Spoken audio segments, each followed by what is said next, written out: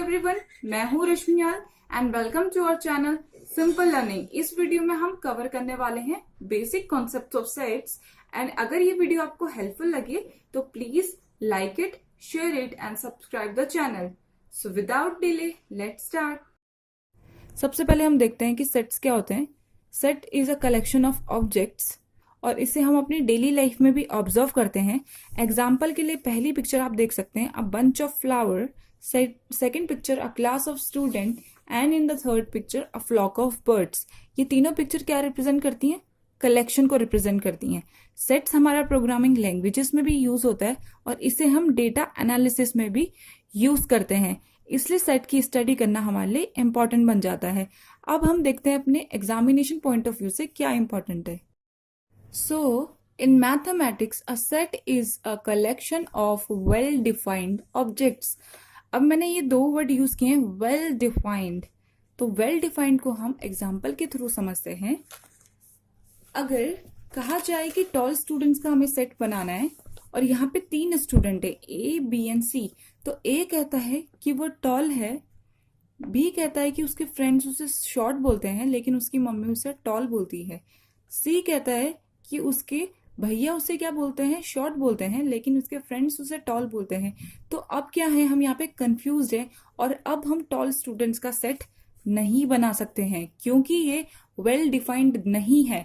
लेकिन अगर एक कंडीशन मेंशन की जाए कि जिसकी हाइट 150 सेंटीमीटर से अब होगी, उसे हम लेंगे टॉल स्टूडेंट्स के सेट में। तो अगर ए की हाइट 155 है, हम मान लेते हैं, और बी की हाइट है 146 और सी की हाइट है 160 सेंटीमीटर, तो अब हम बना सकते हैं क्या टॉल स्टूडेंट का सेट? यस।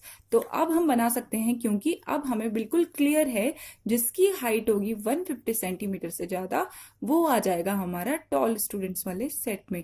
तो इसलिए यहाँ पे ये वर्ड आता है वेल डिफाइंड ऑब्जेक्ट्स।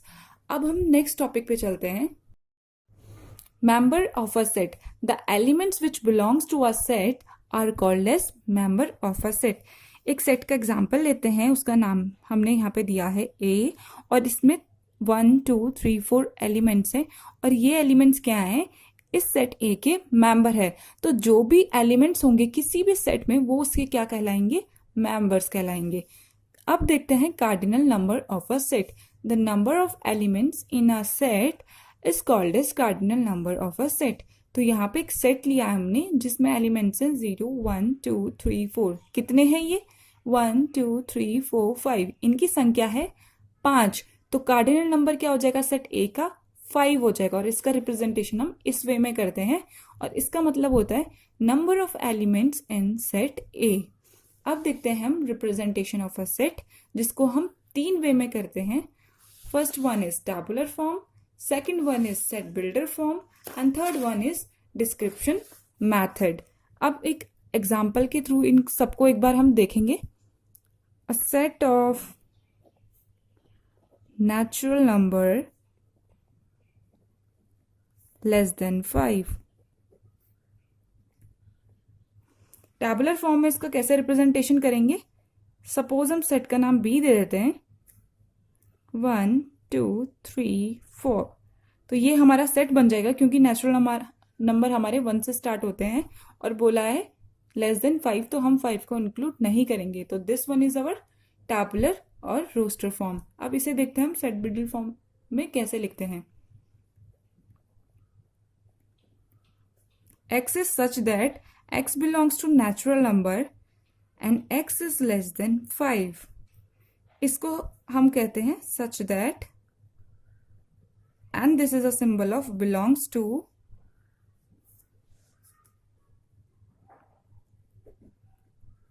तो इसे हम बोलते हैं set builder form. x is such that x belongs to natural number और दूसरी कंडीशन है x क्या है? लेस देन 5 भी है। डिस्क्रिप्शन मेथड सिंपल है, जैसे ये स्टेटमेंट फॉर्म में हमने यहाँ पे लिखा हुआ है set of natural number less then 5, this is called a description method. Same इसी तरह हम लिखते हैं स्टेटमेंट फॉर्म में, तो उसे हम बोलते हैं डिस्क्रिप्शन मेथड। अब हम देखते हैं टाइप्स ऑफ सेट्स। तो सबसे पहले सेट हम देखते हैं एम्प्टी सेट, इसे हम नल सेट भी बोलते हैं और इसे हम वाइड सेट भी बोलते हैं। A set which has no element, ऐसा सेट जिसमें कोई भी एलिमेंट नहीं है उसे बोलेंगे हम empty set.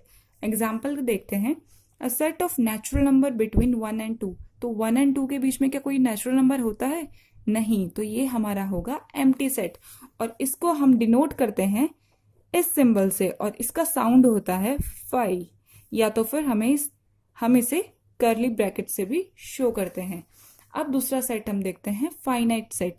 A set which has finite number of elements, मतलब जिनमें फाइनाइट नंबर ऑफ एलिमेंट्स होते हैं, जिनके एलिमेंट्स को हम काउंट कर सकते हैं, उसे हम बोलेंगे फाइनाइट सेट।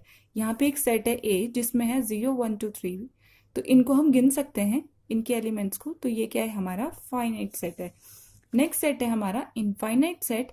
ऐसे सेट जिसमें क्या होंगे, इनफाइनाइट नंबर ऑफ एलिमेंट्स होंगे, यानी कि काउंटलेस नंबर ऑफ एलिमेंट्स जिन्हें हम गिन नहीं सकेंगे, like set of natural numbers, set of whole numbers. क्योंकि जैसे यहाँ पे सेट ऑफ नेचुरल नंबर्स मैंने मेंशन किया है, तो क्या है 4 5 6 7 8, तो ये चलता रहेगा, इसके एलिमेंट्स को हम गिन नहीं सकते हैं। This is our infinite set. Next set है हमारा सिंगलटन सेट, और इसे हम बोलते हैं यूनिट सेट भी, और unit set. A set which has only one element, ऐसे सेट को हम बोलते हैं सिंगलटन और यूनिट सेट। एग्जाम्पल देखते हैं, a set of whole number less than 1, तो लेस देन 1 ऐसा सेट क्या है, सिंगलटन सेट है, क्योंकि होल नंबर कहां से शुरू होते हैं, 0, और हमें क्या है लेस देन 1 चाहिए, तो ऐसे सेट में क्या होगा, सिर्फ एक ही एलिमेंट होगा और वो एलिमेंट होगा 0, तो इसलिए क्या है हमारा ये, इसमें एक ही एलिमेंट है, इसलिए ये हमारा सिंगलटन सेट है। अब हम देखते हैं इक्वल सेट। अभी तक हम जो सेट देख रहे थे उनमें क्या है, हम इंडिविजुअल सेट की बात कर रहे थे, लेकिन अब जो सेट हम पढ़ेंगे इनमें क्या है, दो या दो से ज्यादा सेट के बीच में कंपैरिजन होगा। अब हम इक्वल सेट को देख लेते हैं। Two sets A and B are said to be equal if every element of A is in B and every element of B is in A। Example के थ्रू समझते हैं, एक सेट है A जिसके एलिमेंट्स है 1 2 3, और एक set है B जिसके एलिमेंट्स है 1 2 3। तो ये दोनों सेट क्या है, इक्वल सेट है, क्योंकि जो इनके एलिमेंट्स हैं वो भी क्या है, एक जैसे हैं। तो ये सेट बोलेंगे, ऐसे सेट को हम बोलेंगे इक्वल सेट, और इनको हम इस वे में लिखेंगे। अब हम देखते हैं इक्विवेलेंट सेट। तो इक्विवेलेंट सेट कौन सा सेट होते हैं, two set A and B are equivalent if n A is equals to n B. अब इसका मतलब क्या है, हमने कार्डिनल नंबर पढ़ा था, इसका ये मतलब है कि जब नंबर ऑफ एलिमेंट्स किसी सेट के इक्वल होंगे तो हम उन्हें बोलेंगे इक्विवेलेंट सेट। एग्जाम्पल के थ्रू समझते हैं, एक सेट है ए जिसमें 1 2 3 एलिमेंट है, और एक सेट है बी जिसमें एलिमेंट है 4 5 6। अब क्या है इन दोनों के बीच में सिमिलैरिटी, ये क्या है, जो एन ए है वो भी 3 है, मतलब number of elements in set A भी 3 है, और number of elements in set B क्या है, ये भी 3 है। तो इसका मतलब जब नंबर ऑफ एलिमेंट्स इक्वल होंगे तब हमारा सेट होगा इक्विवेलेंट सेट, और जब उसके मेंबर ही सेम होंगे, मतलब दोनों में बिल्कुल एक जैसे मेंबर हैं, तब वो क्या सेट होंगे, तब वो होंगे इक्वल सेट। तो हम इससे ये कंक्लूजन निकाल सकते हैं that all equal set are equivalent set but all equivalent set are not equal set. क्योंकि हम यहाँ पे क्या देख रहे हैं, ये जो इक्वल सेट है इनमें नंबर ऑफ एलिमेंट्स भी क्या है, इक्वल सेट में नंबर ऑफ एलिमेंट्स भी इक्वल रहेंगे, नंबर ऑफ एलिमेंट्स भी सेम रहेंगे, क्योंकि ऑब्वियसली उनमें क्या है, सेम एलिमेंट्स है, तो उनका नंबर ऑफ एलिमेंट्स भी तो सेम होगा। लाइक यहाँ पे 1 2 3 है, यहाँ पर भी 1 2 3 है, अगर हम इन्हें काउंट करेंगे तो भी क्या है, ये 1 2 3 रहेगा। दूसरा एग्जाम्पल ले लेते हैं, एक सेट है, यहाँ पे है 6 7 और 11, इसके क्या है एलिमेंट्स है, और एक बी सेट है उसमें कितने एलिमेंट्स है, 6 7 11। अब इसमें कितने एलिमेंट है, 3, और इसमें कितने एलिमेंट है, 3। तो ये क्या है, ये इक्वल सेट भी है और ये इक्विवेलेंट सेट भी है। तो हम क्या कहेंगे कि all equal set are equivalent but all equivalent set are not equal set. ये क्या हमें इक्वल सेट लग रहे हैं, नहीं, तो इसलिए हम इसका ये कंक्लूजन निकालेंगे। Disjoint set, if two set have no elements in common, तो हम कहेंगे वो सेट है डिसजॉइंट सेट। एग्जाम्पल के लिए एक सेट है ए जिसके एलिमेंट्स है 1 2 3 और एक दूसरा सेट है बी जिसके एलिमेंट है 7 8 9 एंड 10। क्या इनमें कोई भी एलिमेंट कॉमन है? नहीं, तो ये होंगे हमारे डिसजॉइंट सेट। नेक्स्ट सेट को देखते हैं, ओवरलैपिंग और intersecting set. Set which has some element in common, तो उनको हम बोलेंगे ओवरलैपिंग और इंटरसेक्टिंग सेट। एग्जाम्पल के लिए एक सेट है ए जिसमें एलिमेंट्स है 5 6 7 और एक दूसरा सेट है बी जिसमें एलिमेंट्स है 6 और 7। तो इनमें एलिमेंट कॉमन है, यस, वो है 6 और 7। तो ये हमारे हो जाएंगे ओवरलैपिंग और इंटरसेक्टिंग सेट और इनका डायग्राम कुछ इस तरह का बनेगा। इसे बोलते हैं वेन डायग्राम। इसे हम अभी आगे डिटेल में देखेंगे। तो ये क्या है हमारा ओवरलैपिंग और इंटरसेक्टिंग सेट। अब मैंने यहाँ पे एक वर्ड यूज किया था सम। अब इस सम का मतलब है अगर वन एलिमेंट भी हमारा कॉमन हो जाएगा तो वो भी हमारा ओवरलैपिंग और इंटरसेक्टिंग सेट में कंसिडर होगा। वन से ज्यादा कितने भी कॉमन होंगे तो वो हमारा ओवरलैपिंग और इंटरसेक्टिंग सेट में आएगा। नेक्स्ट है हमारा subset. If A and B are two set such that every element of A is in B, then A is subset of B. Example, अगर एक सेट है A जिसमें एलिमेंट है 1 और 2 और एक सेट है B जिसमें एलिमेंट है 1 2 3 4 5, तो अब हमने क्या देखा कि A के जितने भी एलिमेंट्स हैं वो B में भी हैं। तो हम क्या कहेंगे कि जो A है वो किसका सबसेट है? बी का सबसेट है। और इसको हम किस वे में डिनोट करते हैं? इस वे में, A is a subset of B. अब किसी भी एक सेट के कितने सबसेट होते हैं वो हमें पता चलता है 2 की पावर n वाले फॉर्मूले से, where n is number of elements in a set. Number of elements in a set. थोड़ा डिटेल में देखते हैं इसे। सपोज एक सेट है P और इसके एलिमेंट्स है 1 2, तो इसके सबसेट कितने हो सकते हैं? इसके पॉसिबल सबसेट्स क्या हैं? तो अभी मैंने कौन सा फॉर्मूला बताया था? 2 की power n, where n is number of elements. तो यहाँ पे कितने एलिमेंट्स दिख रहे हैं हमें? 2 दिख रहे हैं। तो 2 की पावर n यानी कि 2 की पावर 2 कितना होता है? 2 की पावर 2, 2 इंटू 2 मतलब कितना होता है? 4। तो इसकी मतलब कि जो हमारा P एक सेट है उसके कितने सबसेट पॉसिबल है? 4 सबसेट पॉसिबल है। अब वो कौन कौन से हैं देखते हैं। एक सबसेट तो हो जाएगा 1, एक सबसेट हो जाएगा 2 और बाकी दो कौन से होंगे? एक होगा एम्प्टी सेट और एक होगा ये खुद ही। तो एम्प्टी सेट क्या होगा? हर सेट का सबसेट होगा और जो सेट खुद होगा वो कोई भी सेट खुद का भी क्या होता है? सबसेट होता है। तो ये क्या है? इस वाले सेट के लिए ये है पॉसिबल सबसेट। तो ये इससे ज्यादा इसके सबसेट नहीं होंगे। तो पॉसिबल किसी भी एक सेट का पॉसिबल सबसेट हमें इस वाले फॉर्मूले से पता लगेगा 2 की पावर n। अब हम देखते हैं superset. If A is a subset of B, then we say B is a super set of A।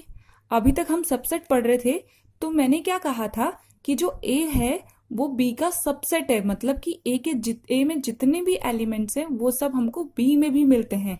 तो इसलिए A क्या है? B का सबसेट है। और यहाँ पे हम उसका जस्ट अपोजिट बोल रहे हैं that B is a super set of A। इसको सिंपल एग्जांपल से समझते हैं। अगर मैंने कहा A is a father of B, then B क्या होगा A का? अगर A B का फादर है तो B होगा सन ऑफ A। सिंपल वैसा ही like A is a subset of B, तो B क्या हो जाएगा? B is a super set of A। और बिल्कुल सिंबल भी उसको इस सिंबल का क्या कर देंगे हम? उल्टा। तो ये क्या है? इसका सुपर सेट का सिंबल है। सिंपल। अब हम नेक्स्ट देखते हैं power set. The collection of all subset of a A is called as power set of A। एक सेट कंसिडर करते हैं A जिसमें एलिमेंट्स है 1 2। अब मैंने अभी बताया था कि एक किसी भी सेट के कितने सबसेट होंगे वो हम कौन से वाले फॉर्मूले से पता करेंगे? 2 की पावर n वाले फॉर्मूले से। और n क्या होता है? Number of elements in a set A। यहाँ पे कितने एलिमेंट्स है? 2। तो 2 की पावर 2 क्या होता है? 4 होता है। तो A के पॉसिबल सबसेट्स क्या क्या होंगे? एक तो एम्प्टी सेट, क्योंकि एम्प्टी सेट हर किसी का सबसेट होता है। एक होगा 1, एक होगा 2 और एक होगा 1,2, क्योंकि मैंने बोला था हर सेट अपना सबसेट भी होता है। अब पावर सेट को हम इस तरह से भी समझ सकते हैं, अ सेट ऑफ सेट, एक सेट का भी सेट है ये। तो यहाँ पे क्या लिखा था, the collection of all subsets of set A. Subsets क्या है ए के, ये सारे हैं, तो इसका भी कलेक्शन, इनका कलेक्शन, ये हमारा क्या हो गया, पावर सेट हो गया। तो इसके अंदर क्या है, सेट ए के सारे सबसेट हैं, तो सेट ए के सारे सबसेट हैं और इस सेट को हम बोलते हैं पावर सेट। तो ये क्या है, किसका पावर सेट है, ये ए का पावर सेट है। ये ए का पावर सेट क्यों है, क्योंकि इसमें ए के सारे सबसेट्स हैं। Proper subset, if A is a subset of B but a is not equals to b, then a is called as proper subset of b।